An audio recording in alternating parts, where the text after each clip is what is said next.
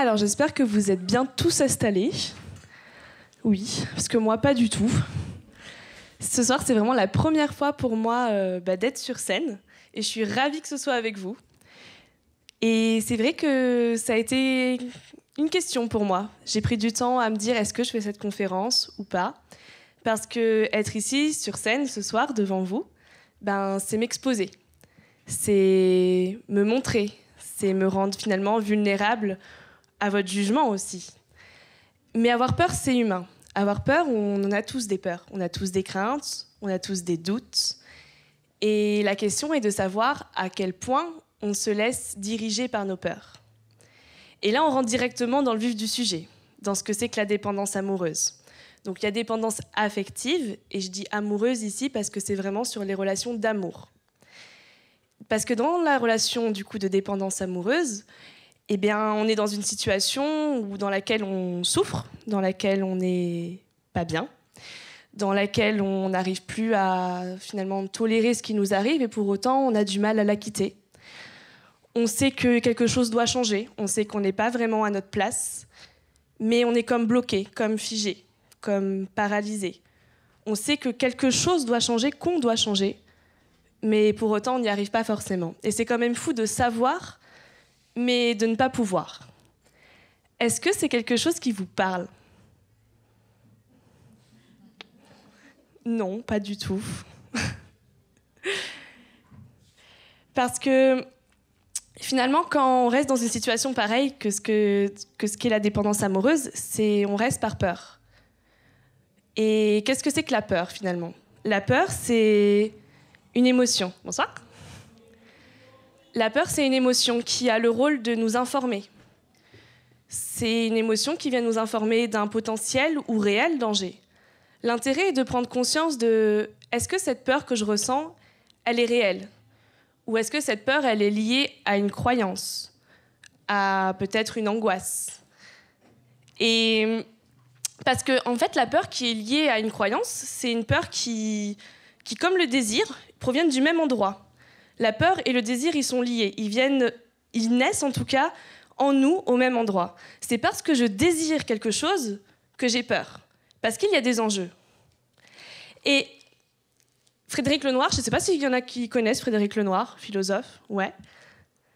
Frédéric Lenoir, il parle très bien du désir. Il exprime que le désir, c'est un mouvement, c'est quelque chose qui nous pousse à aller vers quelque chose, justement vers cet objet du désir qui est soit matériel, soit psychologique, soit spirituel. Et c'est vraiment le moteur de l'action.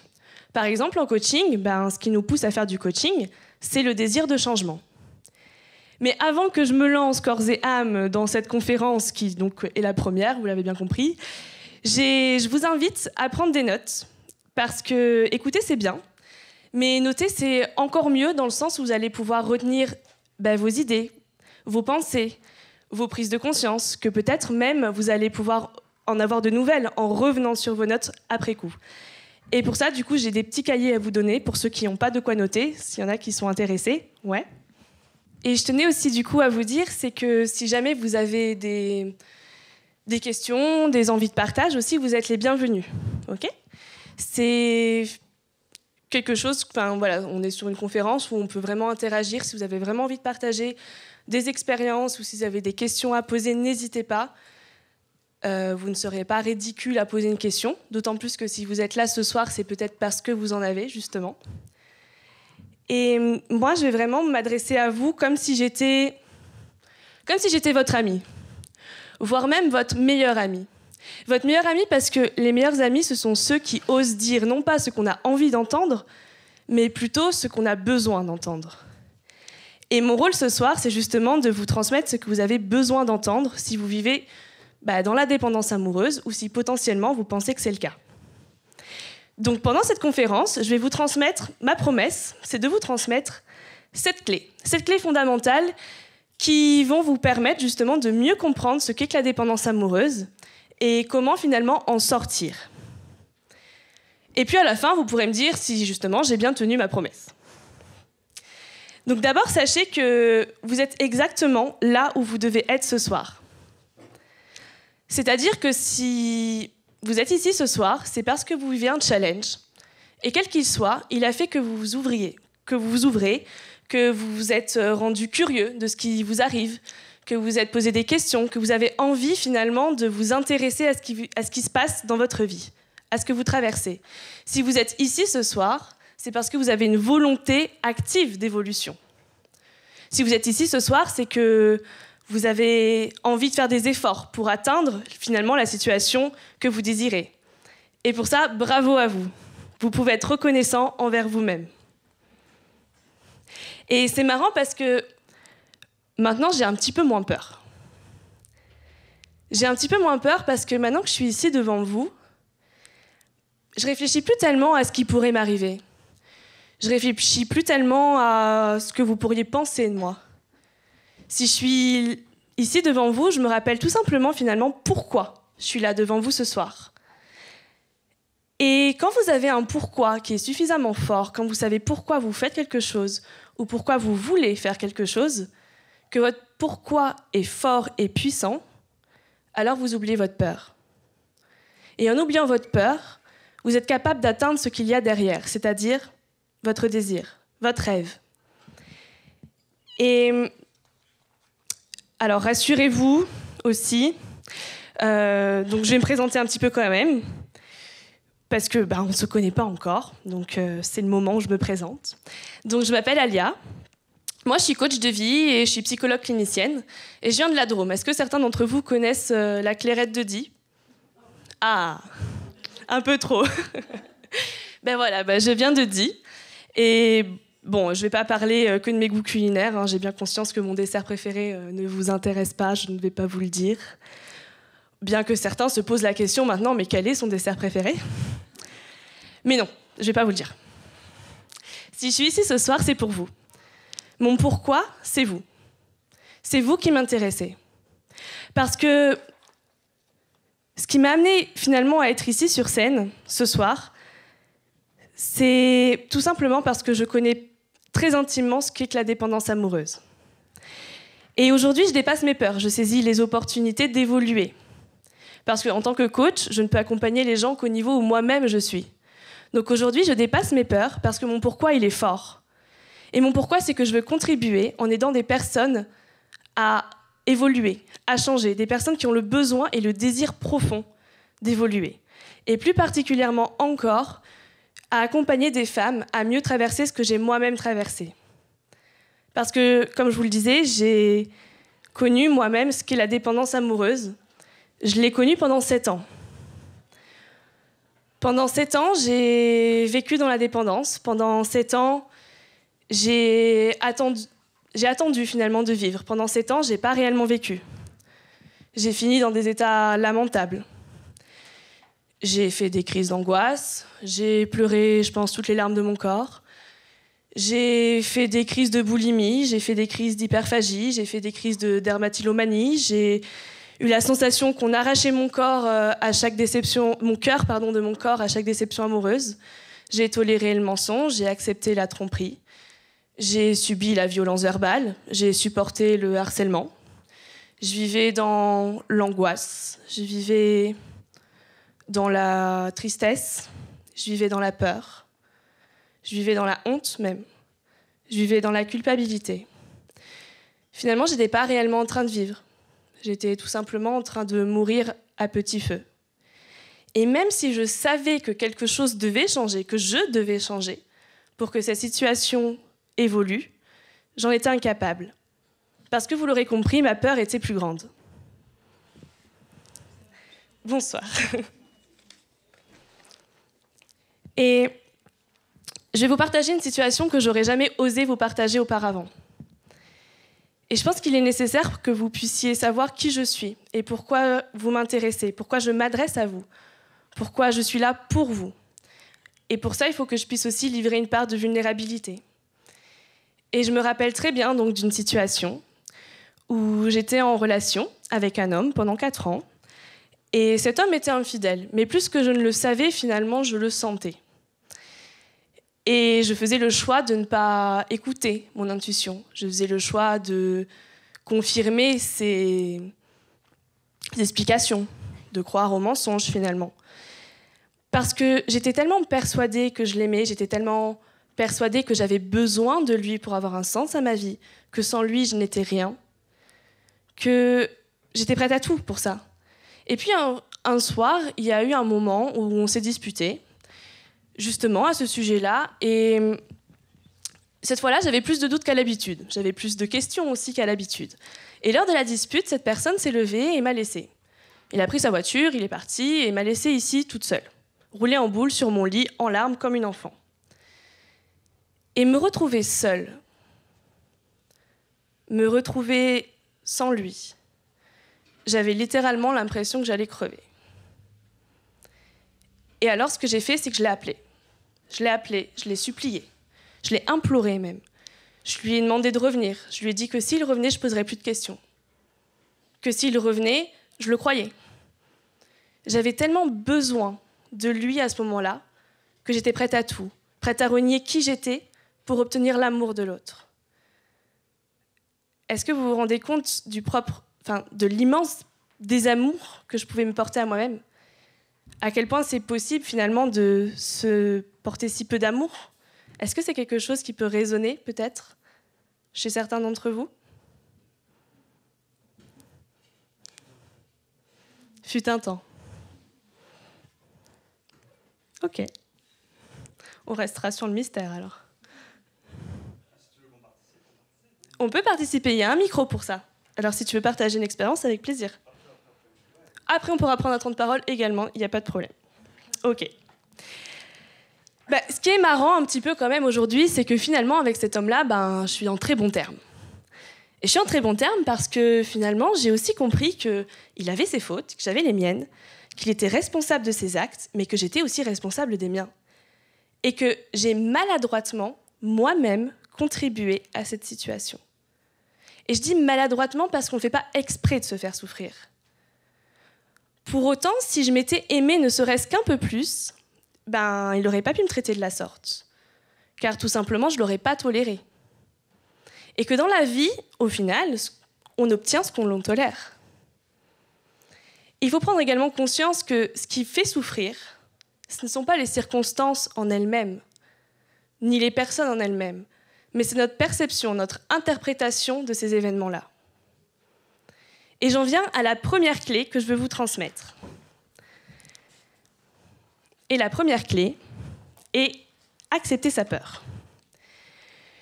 Parce que la difficulté, pour la plupart d'entre nous, ce n'est pas tellement finalement la peur en elle-même, mais c'est plutôt le fait qu'on a tendance à rejeter nos peurs. C'est parce que vous fuyez votre peur, parce que vous n'arrivez pas à aller à sa rencontre, que vous n'arrivez pas à la surmonter. Avoir peur, c'est naturel, c'est humain. Et accueillir sa peur, c'est lui faire une place dans son cœur. Et en lui faisant une place dans son cœur, on peut mieux la comprendre. Et lorsqu'on la comprend mieux, on peut mieux la dépasser encore. Avoir peur, c'est OK. C'est humain.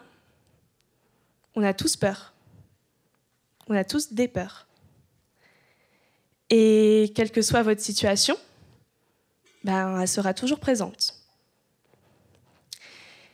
Et la différence entre les personnes qui arrivent à dépasser leur peur, comparée à ceux qui restent bloqués vis-à-vis de leur peur, c'est qu'ils sont capables d'aller à la rencontre de cette peur-là. Et en allant à la rencontre de la peur, on peut voir ce qu'il y a juste derrière. Et ce qu'il y a juste derrière, c'est votre désir, c'est votre rêve. Et en allant à sa rencontre, ça vous permet d'atteindre votre rêve. Prenons mon exemple. Je suis ici sur scène ce soir et comme je vous ai dit, ça m'a fait peur. Ça m'a fait peur parce que j'avais peur d'être vue. Mais parce qu'au final, tout ce que je désire, c'est de l'être. D'être vue de vous pour pouvoir vous transmettre ce message. J'avais peur d'être jugée. Parce que finalement, tout ce que je désire, au fond de moi, c'est d'être aimée. Et que le désir commun à tout être humain, c'est simplement d'être aimé. Et que la peur commune à tout être humain, c'est la peur de ne pas être aimé. Et ça, chez n'importe qui, même chez votre ex. Parce que l'être humain, c'est un être d'amour, c'est un être de connexion. Et donc, on a peur d'être jugé parce qu'on a peur de ne pas être aimé. Et lorsqu'on est dans la dépendance amoureuse, on a tellement besoin de l'amour de l'autre pour s'aimer soi-même car on en est incapable, qu'on est prêt à tout pour être raccord avec l'autre, pour être en accord avec l'autre, quitte à s'oublier soi-même. Et quand on cherche à être aimé à n'importe quel prix, c'est là où on devient n'importe qui. Car chercher l'approbation systématique d'autrui, c'est aussi vain qu'inutile. Et je vais vous lire justement un petit conte philosophique à ce sujet. Donc c'est l'heure de l'histoire, mais ne vous endormez pas, hein. S'il vous plaît, ne me laissez pas seule ici. Est-ce que certains d'entre vous connaissent Nasreddin? Nasreddin? Non? Oui? Oui, ok. Alors, du coup, c'est l'histoire d'un vieux sage qui avait un fils qui ne voulait pas sortir de la maison car il était complexé par son physique et il craignait que l'on se moque de lui. Son père lui expliqua qu'il ne fallait jamais écouter les gens et qu'il allait lui en donner la preuve. Demain, lui dit-il, tu viendras avec moi au marché. Tôt de bon matin, ils quittèrent la maison, le vieux sage sur le dos de l'âne et le fils marchant à pied. Ça te parle? Quand ils arrivèrent sur la grande place du marché, des marchands ne purent s'empêcher de murmurer. « Mais regardez cet homme, il n'a aucune pitié. Il se repose sur le dos de son âne et laisse son pauvre fils marcher à côté. » Le sage regarda son fils et lui dit « Tu as entendu? Eh bien, demain, tu viendras avec moi au marché. » Le deuxième jour, le sage et le fils firent le contraire. Le garçon monta sur le dos de l'âne et le vieil homme marcha à ses côtés. À l'entrée de la place, les mêmes marchands étaient toujours là. « Mais regardez cet enfant, il n'a aucune éducation, dirent-ils. Il est tranquille sur le dos de son âne et laisse son pauvre père se traîner dans la poussière. Si ce n'est pas malheureux de voir un pareil spectacle. »« Tu as entendu ?» dit le père à son fils. « Eh bien, demain, tu viendras avec moi au marché. » Le troisième jour, ils partirent tous les deux à pied en tirant l'âne derrière eux. « Mais regardez ces deux imbéciles !» dirent les marchands. « Ils ne savent pas que les ânes sont faits pour être montés. » Le sage dit à son fils « Tu as entendu ? Eh bien, demain, tu viendras avec moi au marché. » Le quatrième jour, lorsqu'ils quittèrent la maison, ils étaient tous les deux juchés sur le dos de l'âne. À l'entrée de la place, les marchands éclatèrent d'indignation. « Mais quelle honte! Regardez ces deux-là! Ils montent tous les deux sur cette pauvre bête. Ils n'ont aucune pitié. » Le cinquième jour, ils arrivèrent au marché en portant leur âne sur leur épaule. Mais les marchands éclatèrent de rire. « Mais regardez ces deux fous qui portent leur âne au lieu de le monter. » Aussi, le sage conclut-il, « Mon fils, tu as entendu? Quoi que tu fasses dans la vie, les gens trouvent toujours à te critiquer. C'est pourquoi tu ne dois pas te soucier de leur opinion. Fais ce que bon te semble et passe ton chemin. » Plus qu'une simple histoire, c'est une leçon de vie. Et on y trouve la deuxième clé que j'ai à vous transmettre. Donc, est-ce que vous vous rappelez de la clé numéro 1 ? Accepter la peur. La clé numéro 2 est « Je vous invite, d'urgence, à développer l'amour de soi. » Parce que si vous vous aimez vous-même tel que vous êtes, parfaitement imparfait, qu'importe la vie des autres. Si vous vous aimez avec vos doutes, avec vos failles, avec vos peurs, avec vos désirs, que vous osez être qui vous êtes, qu'importe la vie des autres. Et je vous invite à commencer dès aujourd'hui, avec qui vous êtes justement aujourd'hui, avec vos qualités, avec vos défauts, à commencer là où vous êtes et avec qui vous êtes et comment vous êtes. Parce qu'au pire, vous serez aimé pour qui vous êtes. Au pire, vous serez détesté pour qui vous êtes. Mais ce sera pour qui vous êtes. Et ne vaut-il mieux pas être aimé pour qui l'on est vraiment ?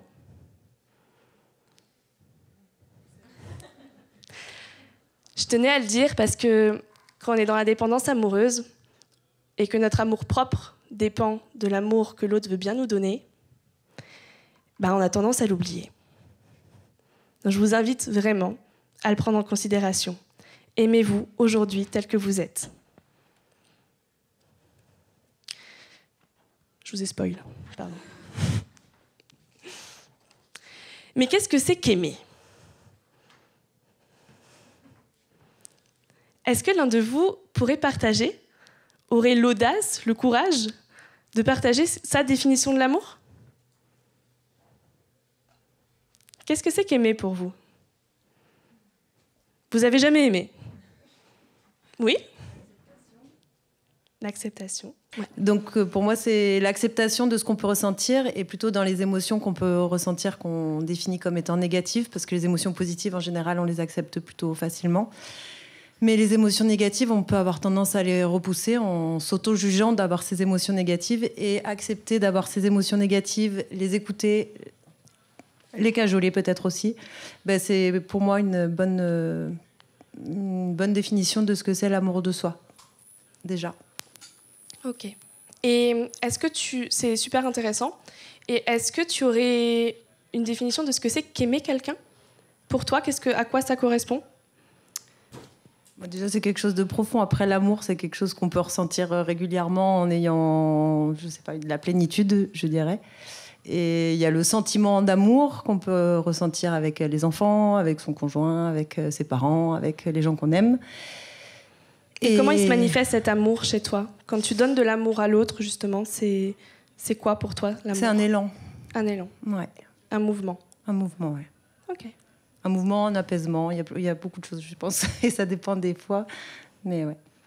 Ok, merci. Merci à vous. Est-ce que quelqu'un a envie de partager sa vision de ce que c'est que l'amour ?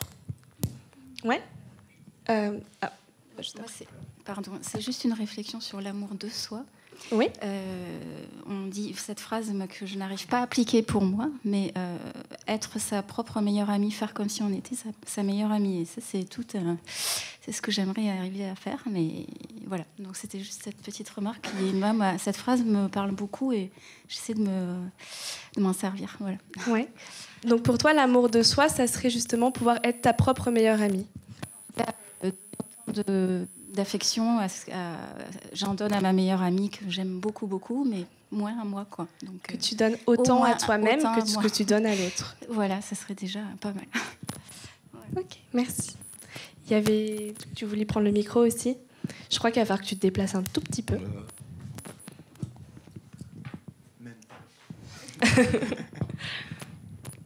Alors, c'est pas de moi, mais je trouvais la définition très juste. Aimer l'autre, c'est désirer par-dessus tout l'accomplissement de l'autre. Très bien, très beau, très vrai. On valide. Merci. C'est vrai qu'il y a une vraie différence entre ce que c'est que l'amour et l'attachement. Je ne sais pas si vous notez déjà la différence juste par le terme. Parce qu'on est nombreux finalement à penser que nos comportements sont l'expression d'amour. Mais bien souvent, c'est l'expression plutôt d'attachement. L'attachement, je m'attache à l'autre. C'est plutôt clair. C'est pas vraiment un cadeau. Et dans l'évolution humaine, la notion d'attachement, elle est vraiment essentielle. Bowlby, qui est psychiatre, a développé la théorie de l'attachement et qui parle justement du fait que quand le nourrisson vient au monde, il est dépendant de son environnement maternant. Il a besoin de ce lien d'attachement pour pouvoir survivre, tout simplement, pour pouvoir évoluer, se développer. Mais peu à peu, il va s'individualiser. Peu à peu, il va pouvoir apprendre à se détacher. Et c'est un véritable apprentissage. Donc l'attachement, il fait partie du processus naturel de l'être humain. Il est normal, naturel, je ne sais pas si on peut dire normal, mais il est naturel en tout cas de développer l'attachement, d'avoir plus ou moins de la dépendance. Pour autant, ce qui compte, c'est cet équilibre, justement, de cette capacité à jouer entre l'attachement et le détachement. Et quand on grandit, il y a cette capacité-là, normalement, qui s'instaure. Et pourtant, dans notre société, c'est vrai qu'on a plutôt tendance à s'attacher à plein de choses extérieures à nous, à des objets, à des personnes, à des situations, à des états même. Et c'est de là que peut naître l'addiction. Et finalement, la dépendance amoureuse, c'est en quelque sorte une addiction à l'autre. C'est un petit peu comme un fumeur aurait besoin de sa cigarette. On a besoin de l'autre. Et finalement, les deux, ils ont la même utilité. C'est de remplir, de combler un vide affectif, de remplir un vide intérieur. Et l'incapacité à jouer entre attachement, détachement, c'est là où on peut rentrer justement dans la souffrance. Parce qu'on devient figé, on devient accroché à quelque chose qui ne dépend pas de nous. Et pourtant, la vie, c'est ça, c'est des rencontres, c'est des séparations, c'est des débuts, c'est des fins. Et l'attachement, c'est vraiment de croire que l'autre est responsable de votre bonheur. alors que votre bonheur, il ne dépend d'aucune circonstance extérieure. Il ne dépend d'aucune autre personne que de vous-même. L'attachement, c'est de croire que l'autre a l'obligation de vous sécuriser. Alors que le sentiment de sécurité ne peut venir finalement que de vous-même. L'attachement, c'est autoriser l'autre à entrer dans votre espace psychique pour vous octroyer en retour le droit d'en faire autant. L'attachement, en quelque sorte, ça rend esclave, alors que l'amour, ça libère. Est-ce que vous pouvez me donner les 2 premières clés que je vous ai transmises ?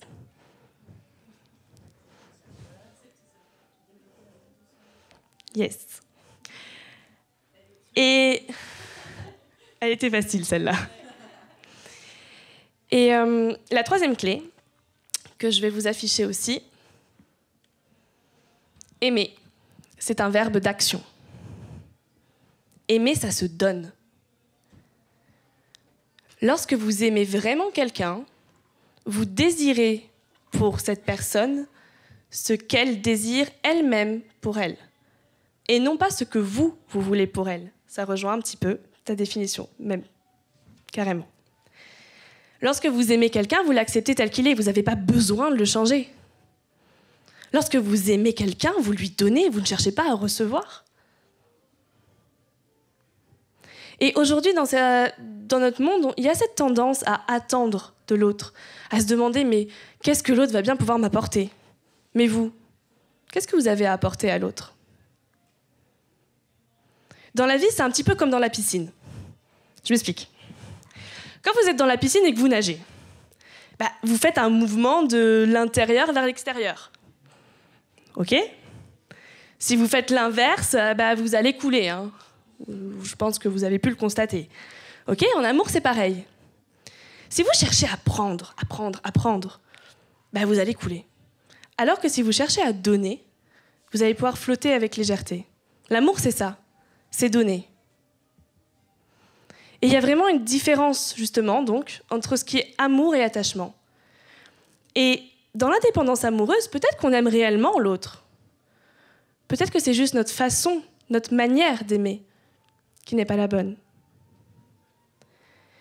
Parce que lorsqu'on est dans la dépendance amoureuse, on recherche quelqu'un qui vient être notre moitié, quelqu'un qui vient nous combler, comme s'il y avait quelque chose à venir remplir de l'extérieur. Mais si vous prenez la phrase « je ne crois qu'en l'amour fusionnel » et que vous le remplacez par un synonyme de fusion, alors en synonyme de fusion, on a dissoudre, fondre, diluer. Donc ce que ça donne, c'est « je ne crois qu'à l'amour fusionnel, je ne crois qu'à l'amour dissolution ». C'est un peu moins sexy, hein. C'est vraiment cette idée-là de finalement vouloir se fondre dans l'autre. Finalement, presque jusqu'à aller à abolir la conscience de soi. Où finalement, le nous, il va outrepasser le je. Et pourtant, on est souvent convaincu d'être dans de l'amour inconditionnel. Mais tout ce que l'on donne à ce moment-là, c'est aussi pour s'assurer le retour. C'est pour s'assurer que l'amour de l'autre va être toujours présent. Donc finalement, est-ce réellement l'autre que l'on aime à ce moment-là ? Ou est-ce finalement l'idée que l'autre puisse venir combler nos besoins ? Et lorsqu'on est dans la dépendance amoureuse, c'est pas notre faute. On n'a pas appris à s'aimer, on n'a pas appris à partager l'amour, on l'a pas appris. Ça s'apprend tout ça. Pour autant, on choisit pas d'où on vient, mais on choisit où on va. Et encore une fois, l'amour, c'est la joie du don. L'amour, ce n'est pas une attente passive. L'amour, c'est une ouverture du cœur. Et en effet, dans la dépendance amoureuse, on ne fait pas tout ce qu'on fait volontairement. On n'en a même pas forcément conscience.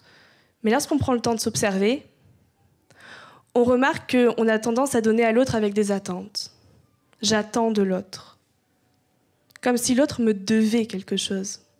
Et c'est le moment où je vais vous dire ce que vous avez besoin d'entendre. Et non pas ce que vous avez envie d'entendre. L'autre vous doit rien. Et vous ne devez rien à l'autre. Dans une relation saine et équilibrée, les partenaires sont dans une considération réciproque.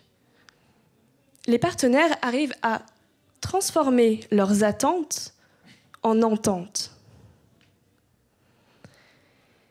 Car encore une fois, l'amour, ce n'est pas de recevoir, mais de donner. Et vous verrez que ce qui est beau, c'est que plus vous allez donner sans attente, et plus vous recevrez de l'amour. Mais comment donner de l'amour quand on n'en a pas? Comment donner quelque chose qu'on n'a pas? Quand on ne s'aime pas soi-même, comment faire? Parce que dans ce cas-là, l'autre sera toujours le décisionnaire de notre état, vu qu'on est dépendant de lui. Et aujourd'hui, je sais que j'ai longtemps confondu l'amour avec l'attachement.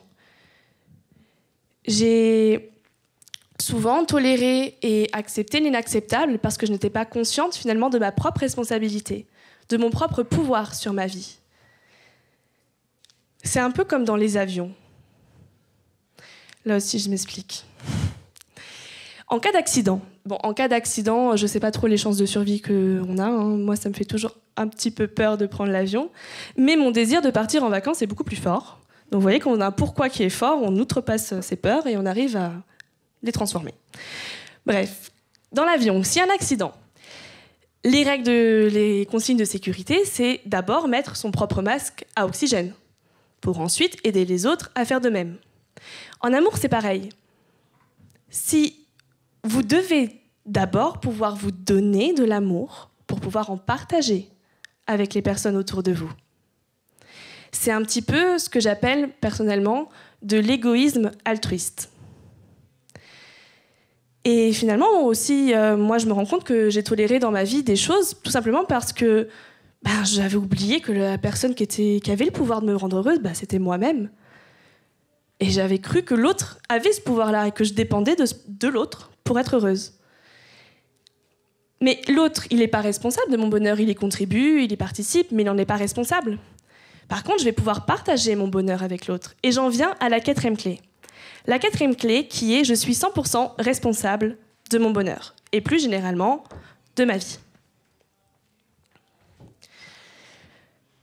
Et c'est là aussi où je vais vous montrer autre chose qui est le cercle d'influence et le cercle de non-influence.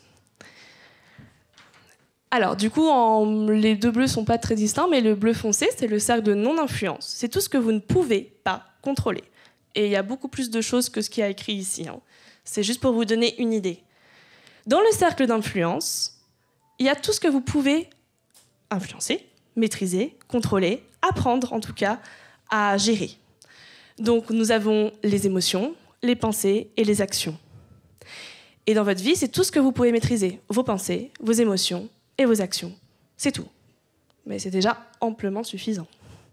Le jour où on arrive à tout bien maîtriser, bravo.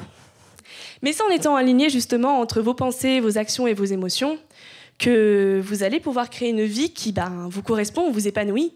Et de fait, transformer finalement vos pépins en pépites, ça dépend que de vous. Est-ce que vous connaissez le mythe des Danaïdes? Non, personne.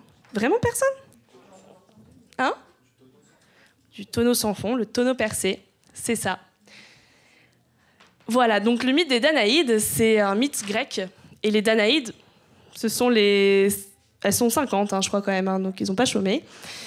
Elles ont péché et puis elles sont condamnées du coup à remplir des tonneaux percés. Donc une tâche absurde et sans fin. C'est une expression qui est qualifiée aussi pour qualifier un travail qui ne se termine jamais. Et dans la dépendance amoureuse, c'est un petit peu la même chose. Parce qu'on cherche à remplir nos réservoirs intérieurs par de l'amour extérieur, mais finalement, ce n'est jamais suffisant. On en veut toujours plus. Tout ce que l'autre a à nous donner, ça va un temps. Puis après, on en redemande. C'est un petit peu comme avoir une passoire à la place du cœur. Tu veux prendre le micro ? Oui, je disais, quand ça ne devient pas abusif, parce que à force de recevoir quelque chose qu'on ne s'offre pas à soi, quelque part, ça devient une position abusive sur soi, parce que finalement, on ne s'aime pas et on laisse l'autre patiner, donner, mais ce n'est pas exactement l'amour qu'on attend. Oui, voilà. Tout à fait. Merci. C'est vrai. C'est jamais assez, c'est ça. Et en fait, ces fissures-là, ces fissures qui sont dans nos tonneaux percés, dans nos réservoirs, généralement, probablement, elles proviennent de l'enfance. On a cru, quand on était enfant, un jour, ou plusieurs jours, que ce que l'on était, ou que ce que l'on faisait, n'était pas assez pour être digne d'être aimé. On a cru que si l'on voulait être aimé, on devait être ou faire autrement. On a cru que ce que l'on était, qui l'on était, n'était pas suffisant, voire même était une faute. Et cette blessure, elle est passée, mais elle se réactive dans nos relations au présent. D'où l'intérêt, justement, de venir travailler sur soi, sur son passé, sur l'acceptation, sur le pardon, et surtout sur l'interprétation. Parce que finalement, les événements passés, on peut pas les changer, ils sont passés. La seule chose que l'on peut changer sur eux, c'est notre regard. Et c'est là aussi où je souhaite faire une parenthèse sur ma vision des choses en tant que professionnelle. Parce que, bon, comme vous le savez, je me suis présentée, donc je suis coach de vie et psychologue clinicienne. Et à moi-même, j'incarne quelque peu deux antipodes, deux méthodologies différentes, qui pourtant, selon moi, se complètent parfaitement. Mais lorsque j'étais étudiante en psychologie, on m'a éduquée de sorte à ce que je pense que le coaching, c'est bien, mais c'est un peu creux, c'est un peu superficiel. C'est un petit peu comme de la peinture sur de la carrosserie. La psychologie, elle, c'est vraiment le mécanisme intérieur qui fait que le véhicule fonctionne. Mais soyons honnêtes, ce qu'on cherche dans la vie, c'est se sentir bien à l'intérieur et à l'extérieur. Et c'est là où, pour moi, la psychologie et le coaching se complètent. Dans le sens où la psychologie va apporter de la profondeur au coaching et le coaching va apporter de l'action, de la mise en mouvement à la psychologie. Et on peut alors devenir son propre véhicule pour atteindre la situation qu'on désire atteindre. Personnellement, j'ai essayé pendant des années, donc comme je vous disais, pendant 7 ans, à sortir de la dépendance amoureuse. J'ai fait des psychothérapies, j'ai travaillé sur moi et ça m'a aidé à comprendre le pourquoi. Mais j'étais bloquée sur le comment. Comment faire face à ça ? Et là, c'est le coaching qui m'a aidée. Le coaching, il m'a propulsée littéralement vers le comment. Comment réagir ? Comment en sortir ? Pourquoi c'est là où c'est essentiel de comprendre pourquoi je vis ce que je vis et comment je décide de réagir à ce que je vis. Parce que l'être humain, c'est un être émotionnel. Donc on a beau intellectualiser, on a beau comprendre. Je pense que quand on est dans la dépendance amoureuse, il y a un stade où on a conscience que ce qui se passe, ça ne nous convient pas, qu'il y a quelque chose qu'il faut changer en nous ou dans ce qu'on est en train de vivre. Mais même si on le comprend, on a du mal à franchir ce pas. Parce qu'émotionnellement, on ne le ressent pas. Et je suis un petit peu sortie des cases, c'est-à-dire qu'on m'a toujours préconisé le fait de jamais mélanger le personnel et le professionnel. Pour autant, aujourd'hui, j'ai la conviction que c'est parce qu'on s'autorise, justement au travers du coaching, à raisonner émotionnellement avec la personne qui nous accompagne, que l'on peut vivre une véritable expérience de transformation. Si vous voulez apprendre le violon, vous allez vous adresser à quelqu'un qui sait le pratiquer. En thérapie, c'est pareil. Si vous voulez sortir d'une situation qui vous fait souffrir, vous allez gagner du temps à vous adresser à quelqu'un qui connaît le pourquoi et le comment. Et je parle de gagner du temps parce que lorsqu'on est dans la dépendance amoureuse, on y passe du temps. On y passe même tout notre temps. On y passe des jours, on y passe des semaines, on y passe des mois, on y passe des années. Et le temps, il s'écoule, il s'écoule, il s'écoule, et on ne le récupère jamais. Le temps, c'est la seule chose que vous ne récupérerez jamais. Se faire accompagner, c'est un petit peu comme se faire guider par un guide de montagne. Il va nous montrer où poser nos pieds. Il va nous dévoiler les raccourcis. Et afin de ne pas se perdre, il est nécessaire d'être attentif à qui l'on s'adresse pour être accompagné, justement. Alors, est-ce que vous vous souvenez des 4 clés que je vous ai données ? Vraiment, vous avez des cahiers, donc... Alors, est-ce que soit vous parlez très très fort, soit vous pouvez même crier, soit vous avez le micro. Accepter ses peurs.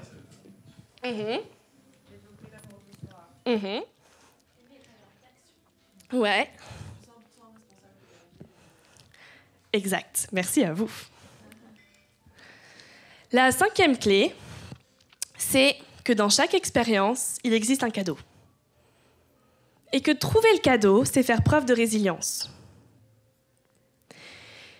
La différence entre les personnes qui, justement, arrivent à dépasser la situation qui fait souffrir de celles qui restent figées, bloquées, c'est que ces personnes-là, elles ont la capacité à transformer leur mauvaise expérience en apprentissage.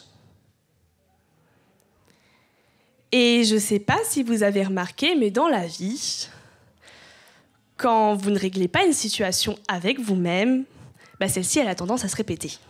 C'est ce qu'on appelle les schémas répétitifs. Est-ce que ça vous parle, les schémas répétitifs? Ah oui.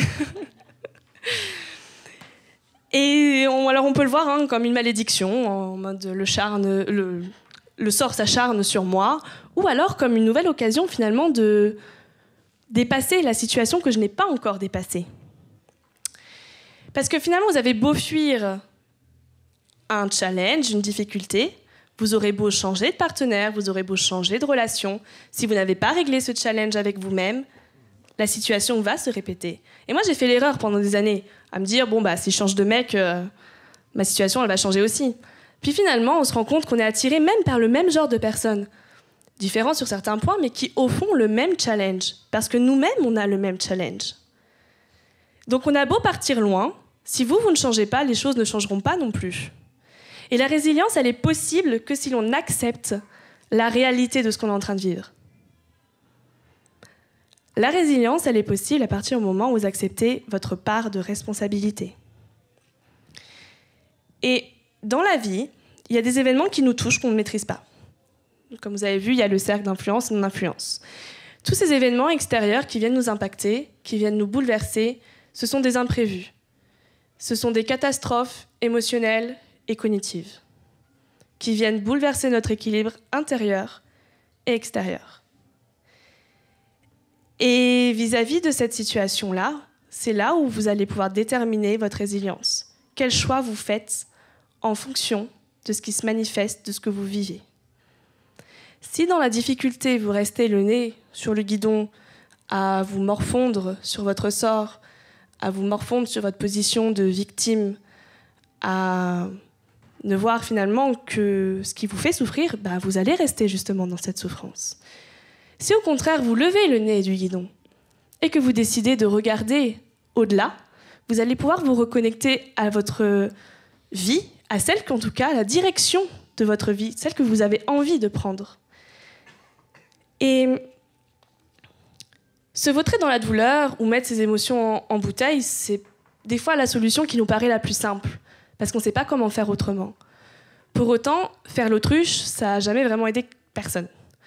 Et dans la dépendance amoureuse, soyons honnêtes, on a plutôt tendance à faire l'autruche, à décider de ne pas voir ce qui ne fonctionne pas. Alors c'est OK de se laisser le temps. Il faut le temps de digérer ce qui arrive. Il faut le temps de digérer les événements traumatisants. Pour autant, il y a un choix qui se fait sur le fait que la douleur, elle est obligatoire. Mais la souffrance, elle est optionnelle. La souffrance, c'est quelque chose qui se maintient. Et on la maintient nous-mêmes.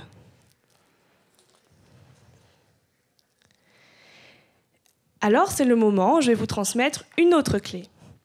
L'avant-dernière, on se rapproche. Cette clé-là, elle est fondamentale. Cette clé-là, si vous voulez sortir de la dépendance amoureuse, c'est vraiment un outil incroyable. Mais avant ça, j'ai quelque chose d'important à vous dire. Mon dessert préféré, c'est le tiramisu. Au cas où certains d'entre vous soient bloqués dessus, je ne voudrais pas être responsable de vos insomnies. La clé, mes amis, c'est la gratitude. Est-ce que vous connaissez la pratique de la gratitude ?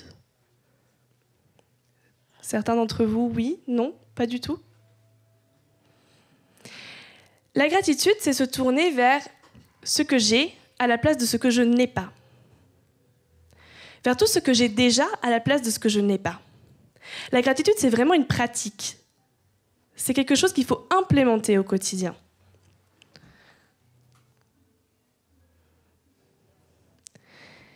Il y a ce petit livre qui est assez connu, qui a été traduit en français, et qui était plutôt une belle illustration de ce que c'est que la gratitude.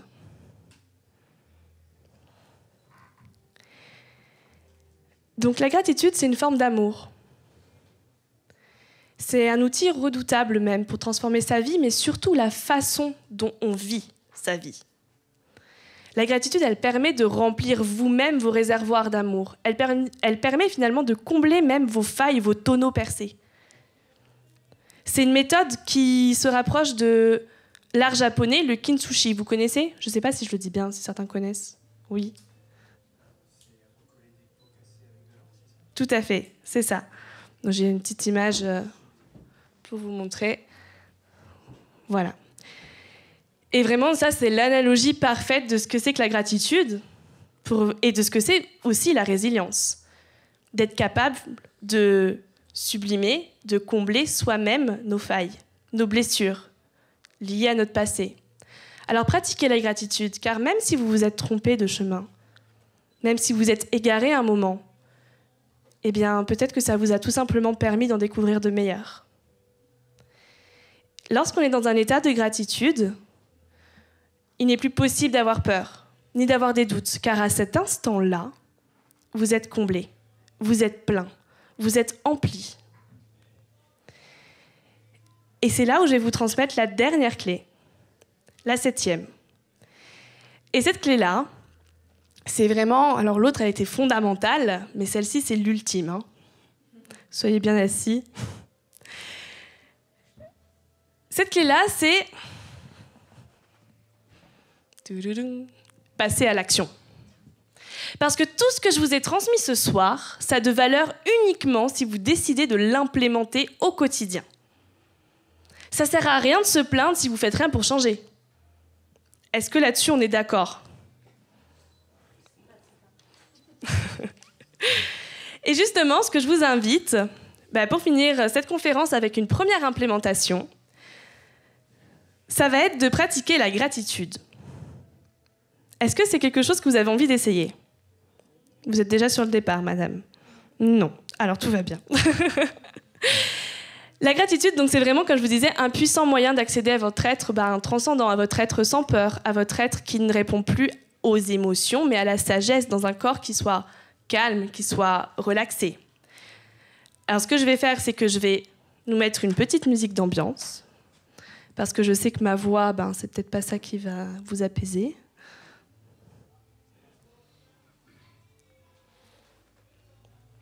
Est-ce que certains d'entre vous ont déjà pratiqué la gratitude ?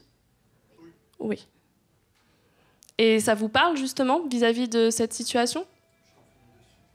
Tu m'en fais une de suite ? C'est parti, on va la faire.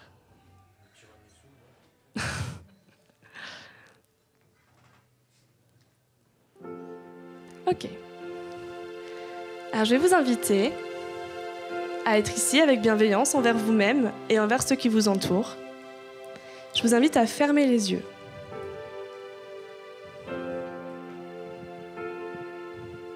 Vous pouvez tous fermer vos yeux.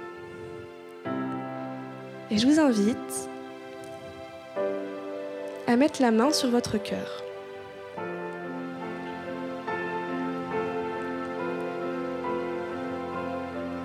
À sentir votre cœur qui bat. Et à prendre le temps de respirer, d'inspirer et d'expirer.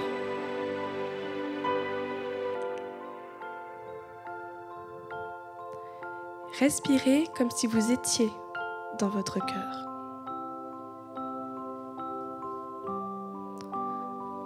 Sentez votre cœur et votre respiration qui vibrent ensemble.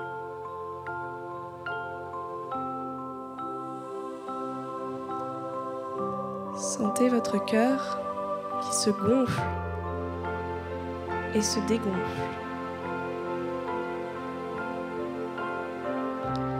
Et je vais vous inviter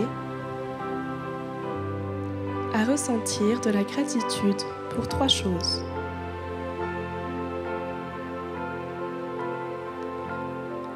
vous allez pouvoir vous dire merci la vie pour 3 petits points.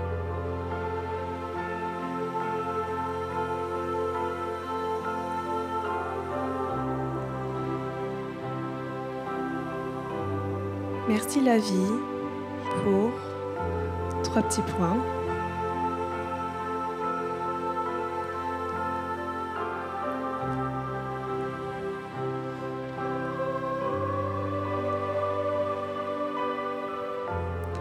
Merci la vie pour 3 petits points.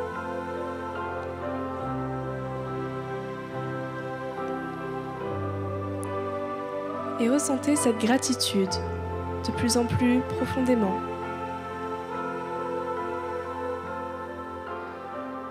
Concentrez-vous sur votre cœur.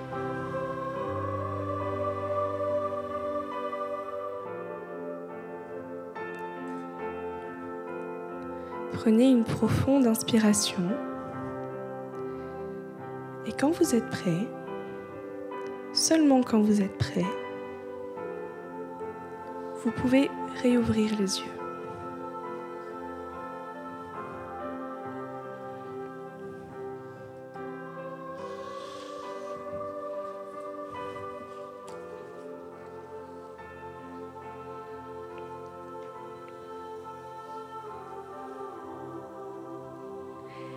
Est-ce que l'un d'entre vous aurait l'envie de partager l'émotion qu'il ressent là, maintenant, tout de suite, ou la sensation, ou le ressenti?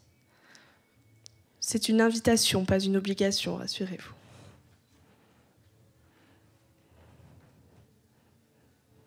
Ok.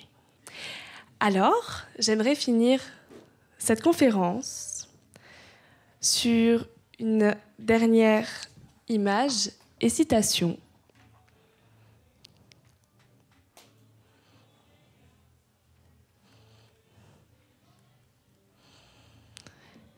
qui est celle-ci.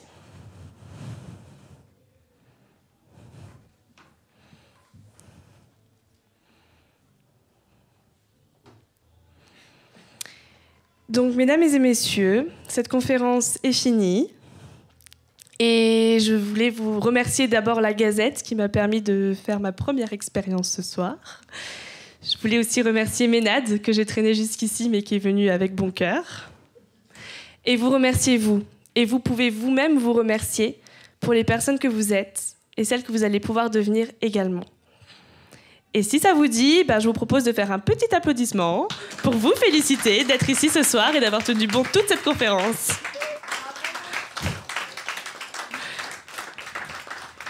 Si vous souhaitez aussi partager, si vous avez des questions, si vous avez des choses à exprimer, n'hésitez pas à prendre le micro qui est posé juste ici. On a un petit temps d'échange pour ceux qui le souhaitent. Et sinon, je vous souhaite une très très belle soirée. Vous voulez dire quelque chose? Oui. Ouais, on vous apporte le micro. Oui, non, je tenais à vous féliciter tout particulièrement. Merci. Pour, le développement de votre présentation au niveau du contenu et 2, au niveau de la forme. Les deux étant complémentaires pour véritablement nous faire passer le message que vous souhaitiez nous faire passer. Super. Donc j'ai tenu ma promesse alors. Et cela, je crois que je m'exprime au nom de tout le monde pour vous en féliciter. Je vous remercie. Merci beaucoup. Alors, par ailleurs, en reprenant un des items de votre présentation, la peur dont vous parliez, alors ça a particulièrement résonné en moi puisque déjà dans la matrice maternelle, j'avais le troïomètre à 0. Ouais. Et d'ailleurs, je me demandais, mais qu'est-ce qu'ils sont allés me chercher? Pourquoi ils sont allés me chercher? Et j'ai bien dû sortir de la matrice maternelle comme tout le monde. Alors par contre, les rêves, je m'en suis toujours méfié. je les ai plutôt transformés en projets. Parce que c'est plus praticable, plus maniable, plus contrôlable, et que ça permet à peu près de survivre. Vous avez parlé du bonheur. Là aussi, très circonspect sur le bonheur. Parce que pour y arriver dans la vie, il faut s'accrocher très fort. Et comme je suis un paresseux de nature, je me suis dit, oh là là, bien trop compliqué pour moi. Par contre, arriver à progresser vers une certaine sérénité, là déjà c'est plus accessible. Et justement, quand on approche et qu'on accède à une première sérénité, on se dit, tiens, c'est à ma portée, j'y arrive. Alors du coup, ça encourage à continuer. Et par conséquent, c'est ce que, effectivement, j'essaye également de communiquer à mon entourage et à mes amis, à mes partenaires de travail, etc. Qu'est-ce que j'avais comme autre... Ah oui, l'amour de soi. Oula, vaste programme, comme dirait le général de Gaulle.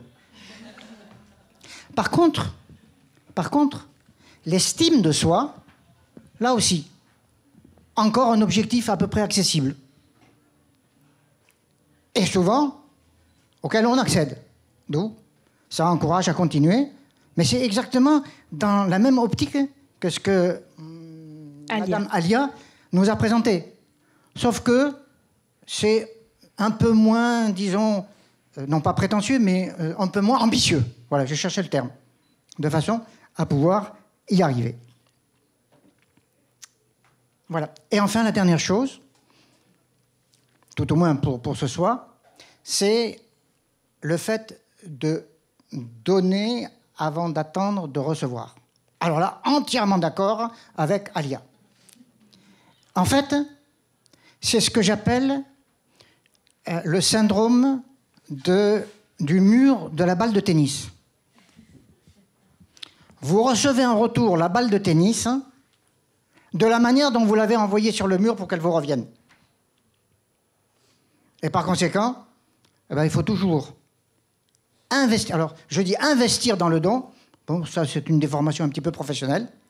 Justement, pour pouvoir éventuellement, mais seulement éventuellement, attendre un retour sur investissement. Auquel cas, les deux parties sont gagnant-gagnant. Voilà. Excusez-moi d'avoir été un petit peu long. Merci de votre attention. Excellente soirée à tous et bravo à Alia. Merci beaucoup pour votre retour.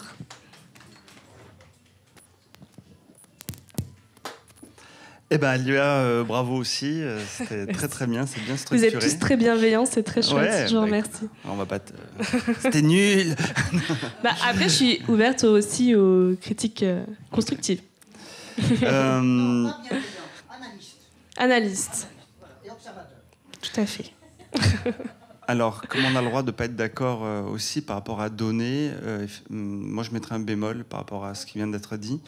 C'est qu'une relation, c'est une troisième personne, ça se construit. Et pour moi, c'est donner, c'est je fais un pas, tu fais un pas, et ça se co-construit dans une dimension non pas de dette, ni de je te donne un sou, parce que c'est toujours une dette, et si j'en reprends un, mais de co-construction, et parce qu'il y a toujours cette vigilance à donner pour donner, et de s'épuiser finalement dans la relation, et de se perdre et de plus être soi-même. Accepter sa peur, je pense que c'est effectivement une des clés pour la dépendance affective, c'est d'affronter, d'être capable d'identifier déjà sa peur, et peut-être que je rajouterais aussi d'aller vers sa peur.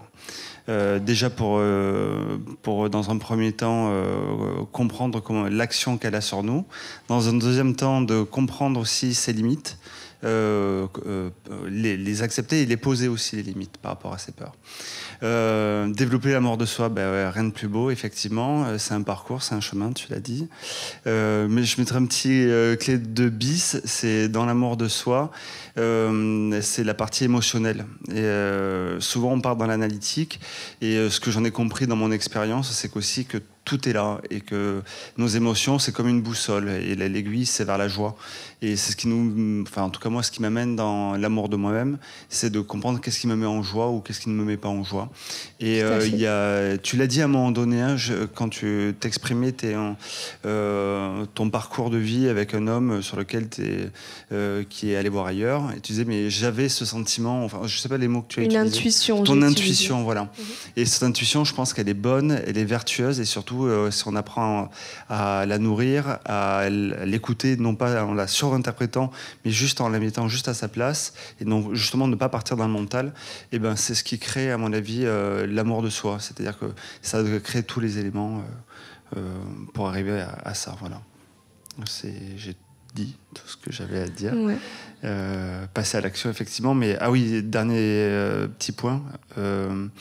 Aimer est un verbe d'action, et effectivement il faut, je sais plus ce que je voulais dire, mais voilà, il faut se bouger. Et voilà, oui, c'est la peur de l'échec, hein, qui est souvent à mon sens aussi une problématique, c'est de savoir tomber et se relever, tomber et se relever. On le sait faire quand on est petit, on tombe entre 1000 et 2000 fois, et après on se dit non, on n'a plus le droit de tomber, et alors que justement c'est en se vautrant, et c'est la résilience, effectivement, et la gratitude aussi. Je suis venu ici, j'étais fatigué, j'en avais marre. C'était ça, tout à l'heure, je l'avais, ma gratitude. Et oui, je voulais terminer là-dessus. Et je me dis, ça va me faire chier, mais je viens quand même. Ah bah, et, super. tu vois, et en fait, ça m'a sorti d'une routine de travail d'une journée. Et ça a été un bol d'oxygène de venir ici, cet espace-là. Bah, c'est une gratitude que j'ai envers toi et vis-à-vis de moi-même. Voilà, j'ai dit. Super. Merci beaucoup pour ton retour. Oui.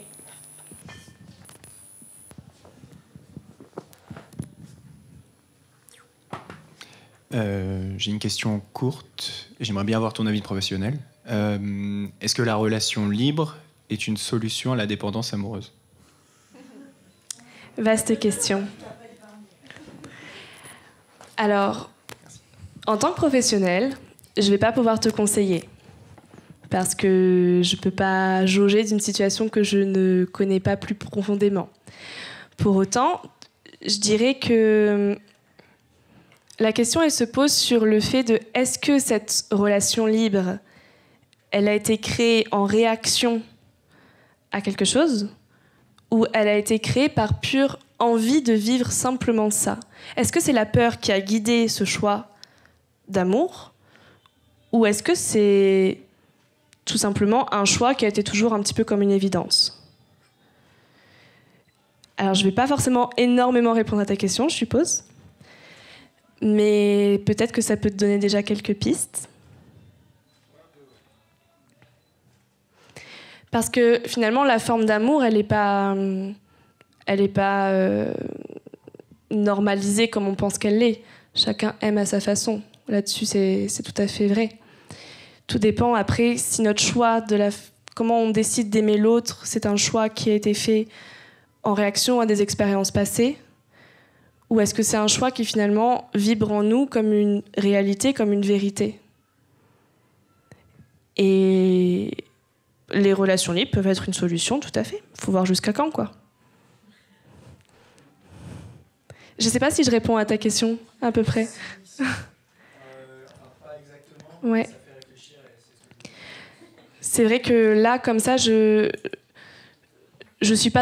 peux pas répondre en fait justement à des situations que je ne connais pas sur de la superficie, enfin sur une surface en fait.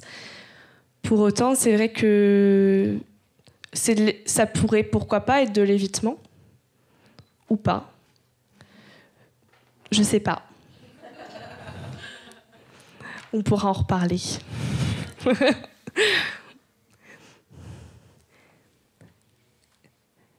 On s'arrête là ? Ou quelqu'un a quelque chose à... Oui ?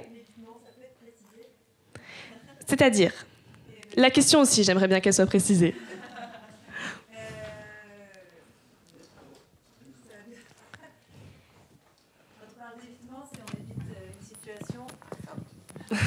Merci. Qu'est-ce que c'est l'évitement ? C'est éviter une situation, enfin remplacer une situation par une autre pour éviter justement la première, enfin celle qui nous pose problème. C'est quoi l'évitement ? Pour toi, c'est quoi l'évitement ? Pour moi, c'est quoi l'évitement? C'est pour ça que je pense que je pose la question. Comment spontanément, tu définirais ce qu'est l'évitement? En termes d'amour, toujours. Faut que je réfléchisse. Éviter quelque chose. C'est faire des choix qui vont pour éviter le vrai choix. Voilà. Je dirais ça. Ouais. Ben, je pense que c'est plutôt clair finalement comme image. L'évitement, c'est esquiver quelque chose.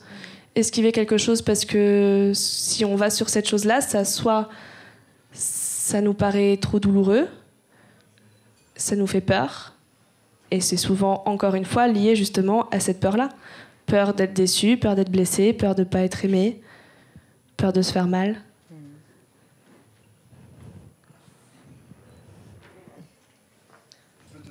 Oui. Allez-y. Pour répondre à ta question, je ne connais pas ton prénom.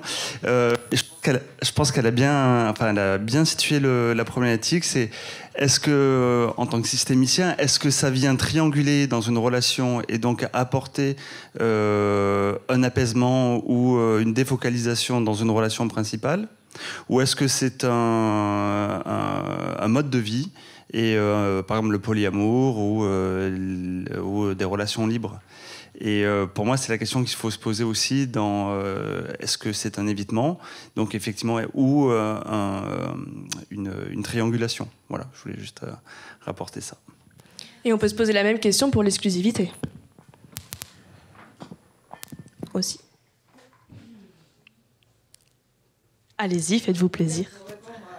Ah, alors attendez, il y a le monsieur juste avant. Ah ben voilà, allez-y. Moi, je voudrais revenir sur pratiquer la gratitude et je voudrais poser la question suivante, c'est si on pratique avec excès la gratitude, est-ce qu'on ne tue pas le désir? Alors allez-y, hein. Allez-y, vraiment. Parce que finalement, pour arriver à un stade où la gratitude tue le désir, c'est quelque chose que personnellement vous avez peut-être expérimenté? Non, pas du tout, mais bon, le désir, on est bien d'accord, c'est le manque. Le désir, c'est un élan, plus qu'un manque. C'est quand même un manque, puisque si on veut aller dans la complétude, il faut combler ce manque, et c'est ce qui entraîne le désir. Est-ce que, selon vous, l'un est... Parce que c'est vrai qu'on a souvent tendance, finalement, à penser que c'est soit ça ou ça. Est-ce que, finalement, ce ne serait pas possible d'envisager d'être dans la gratitude et d'avoir du désir ? Plutôt d'être dans la gratitude ou d'avoir du désir. Est-ce que finalement, dans la vie, on ne pourrait pas accepter ou envisager ou rêver, ne serait-ce que ça, à la possibilité de pouvoir combiner deux antipodes? Finalement, comme je suis en train de le faire entre la psychologie et le coaching. Donc finalement, est-ce que ce ne serait pas possible de ressentir profondément et réellement de la gratitude sans pour autant que ça tue le désir, car le désir, c'est un moteur d'action.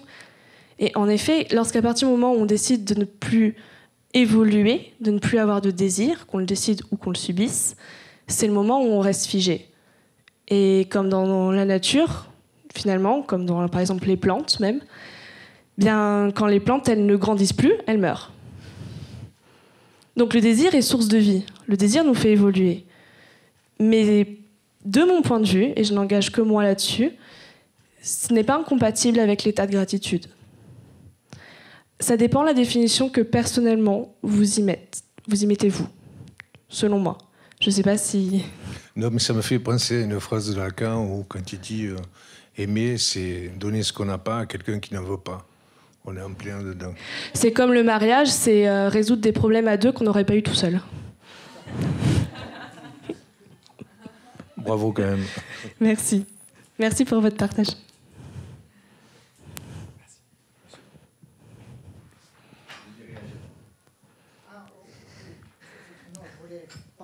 Laisser la parole d'abord à mon voisin. Voilà.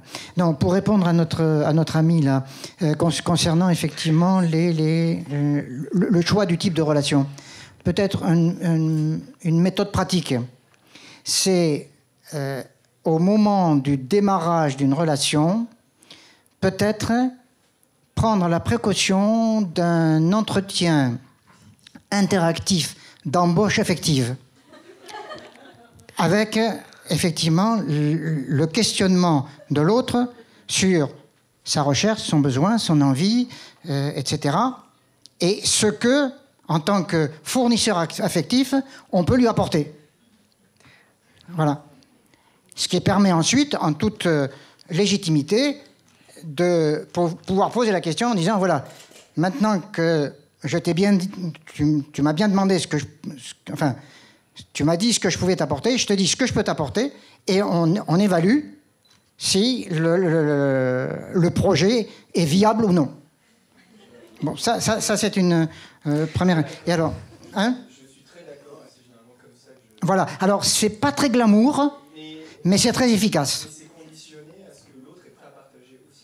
Alors, effectivement, il faut s'assurer aussi que ce mode, ce process, disons, soit accepté et digéré par l'autre. C'est la capacité à transformer les attentes en ententes. Et avec un minimum d'honnêteté aussi, évidemment. Dans l'idéal, c'est pas mal. Voilà, c'est le présupposé de départ. Ça, c'est une première chose. Et je voudrais revenir sur juste la gratitude, puisque c'est un peu le bouquet final de votre intervention, Alia. Si nous sommes là ce soir, toute la bande, toute l'équipe qu'on est là, c'est pas tout le monde sur la planète qui a la chance de pouvoir être là, avoir consacré 120 minutes à écouter un magnifique exposé.